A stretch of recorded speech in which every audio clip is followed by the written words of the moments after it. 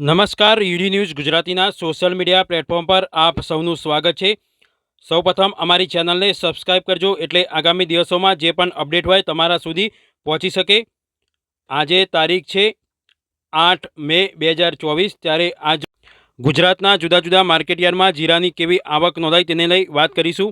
ઉલ્લેખનીય છે કે થોડા દિવસથી જે વાયદા બજારમાં સતત તેજી જોવા મળી રહી છે, ત્યારે આજરોજ ગુજરાતના જુદા જુદા માર્કેટયાર્ડમાં 49,200 જેટલી જે નવા જીરાની આવકો હોય છે તે આવકો નોંધાઈ છે, જેમાં ઊંઝા માર્કેટયાર્ડમાં 23,000 આસપાસ નવા જીરાની આવકો નોંધાઈ છે।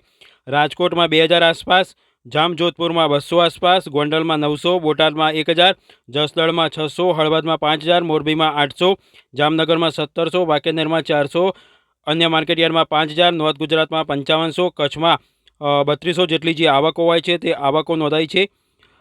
તમને આ વિડીયો સારો લાગે તો તમારા મિત્રો સાથે શેર કરજો, વિડીયોને લાઇક કરજો અને ચેનલને સબસ્ક્રાઇબ કરજો।